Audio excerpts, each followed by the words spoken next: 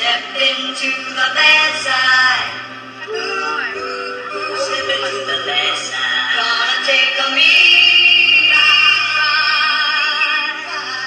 Slide has gone away. Those that steal are gonna pay. Step into the bad side. Yeah, y'all know who this is. It's your boy Shot City. We out here getting this free corn. Wait, hold on a second. I can't see. Hold on, I can't see shit. Hold on. Yeah, boy. Hey, look. You know what I'm saying? It's all free.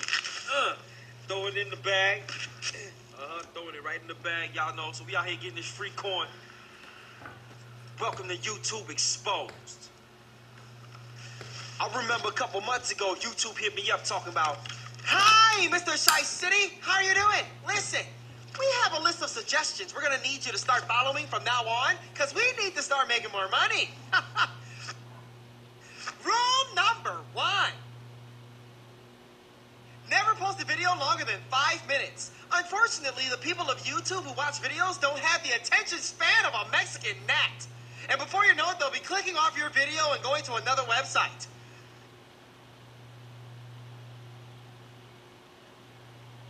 In 2008, I became an official shareholder of Google Incorporated, which means I actually own stock in Google. And when you own stock in the company, you can get the minutes from the public meetings that they have. So let me tell you what they said in late 2008, and I quote, "We need to figure out a way to make YouTube more financially viable for our Google shareholders. Here are some suggestions in order for us to boost revenue. Suggestion number 1. Anyone who doesn't have at least 3,000 subscriptions will no longer be allowed to post more than 8 videos a month or 2 videos a week. Suggestion number 2.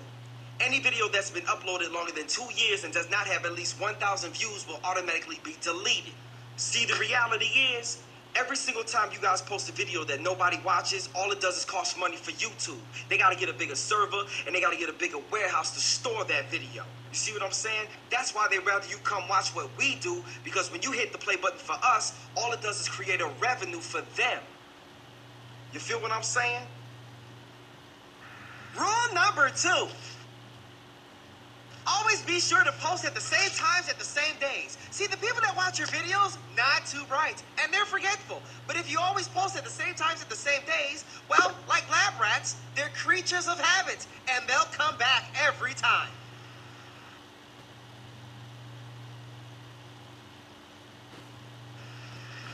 The 1-minute video. See, YouTube recommends that we make 1-minute videos because they know that they take no time to make and they take no real creativity and no real thought process.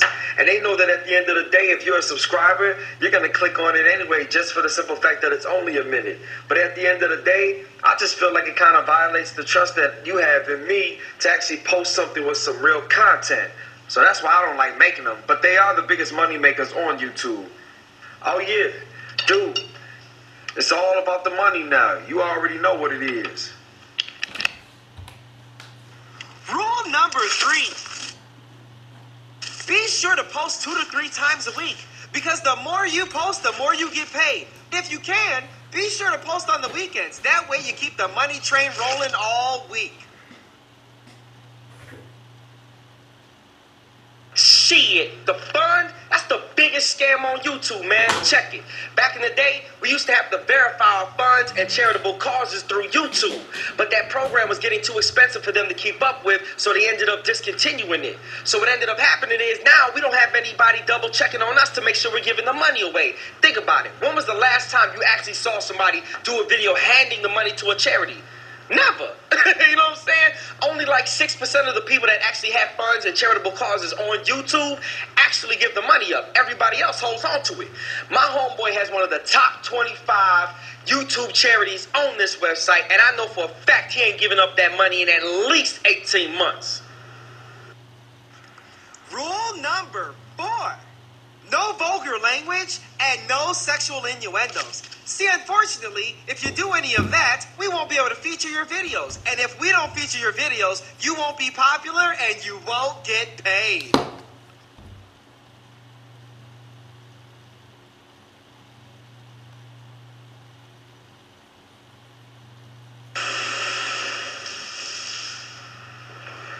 Some of the videos that are made by the biggest people on YouTube YouTube are actually not made by them, but they're created by private companies and organizations. One of the most major companies on YouTube is called High Arts Entertainment. And for a fee, they'll go ahead, send you a script, edit the video for you, and upload it. And all you have to do is give them 36% of all profits. Now, I know a lot of y'all are wondering, Shy, how do you know about that? Because when I hit 50,000 subscribers, they offered me the same deal. Now, High Arts Entertainment, I know what you told me. You said do not show that contract on camera or you will sue me. But I'm just doing this to verify. Is this the contract you said don't show on camera? Just to verify. This is the contract? Because I'll never show it again after this time once we verify that this is the contract you said not to show on camera. Rule number 5. And the most important. At the end of every single video, make sure you ask people to rate and subscribe to your content. It makes them feel like they're involved even though they're really not. And most importantly, make sure they comment on every single video. If you have to, disguise it. You know, call it something like the question of the day. And really make them think you're gonna really read it when you really don't have to. Ha ha ha!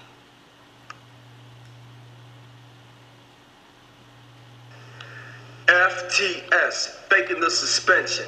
This was actually something I found out about while I was in a private forum for partners only for YouTube.com. So let me kind of explain to you how faking the suspension actually works. So let me explain to you how faking the suspension actually works. Let's say you have 20,000 subscribers.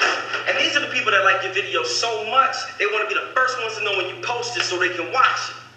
And every single time you drop a video, you get about 30,000 views. But lately, you've been all about the money. So you've been uploading a whole bunch of bullshit. And because you've been uploading a whole bunch of bullshit, you're going to go from 30,000 views to 2,000 views. Now, instead of posting higher quality videos, people go to the other extreme called faking the suspension. Let me tell you how that works. Typically, what you want to do is you want to post something you know will get you suspended. Typically, something like pornography. And if you notice, that's me hitting that ass. Yeah, that's me. That's me. So what you want to do is you post some pornography, but you don't allow anyone else to flag it. You got to recreate another screen name, and then you got to flag that video. You have to flag your own video because the least amount of people that see it, the better for you when you create your story. Then when you come back from your suspension, what you do is you create this story how it's you against YouTube, and you're the little guy, and they need to stop picking on you. See, what that does is it makes all the people who were subscribed to you who stopped watching your bullshit feel bad. And what that does is it pulls at the heartstrings of all the viewers. The cool thing with this is it gets all those 20,000 subscribers to start watching your videos all over again. Now you're back up to 30,000 views. And the best part is now you can even recreate a whole nother page. So now, instead of just having that one page that was bringing you income, now you got 2 pages. And that's how faking the suspension actually works. People will do some desperate things for a couple dollars and some more views. And that's real talk. I know, it's crazy, man.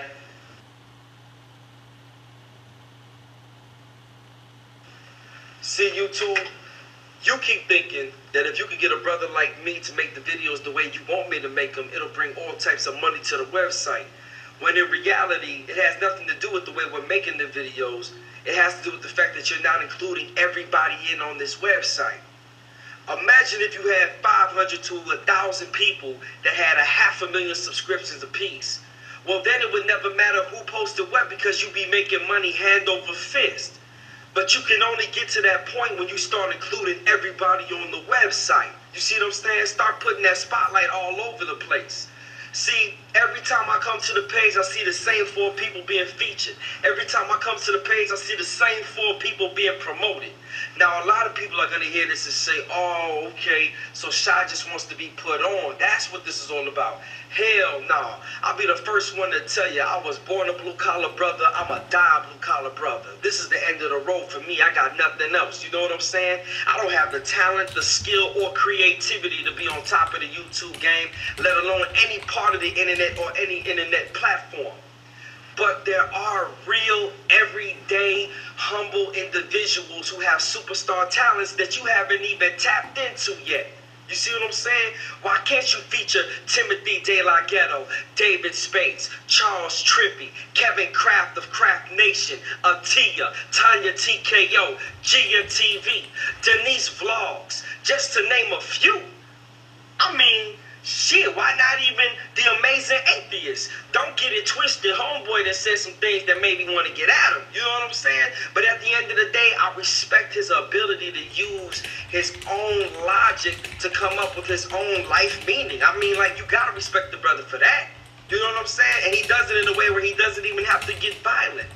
But see, you won't feature those people or put them on the front page because you keep thinking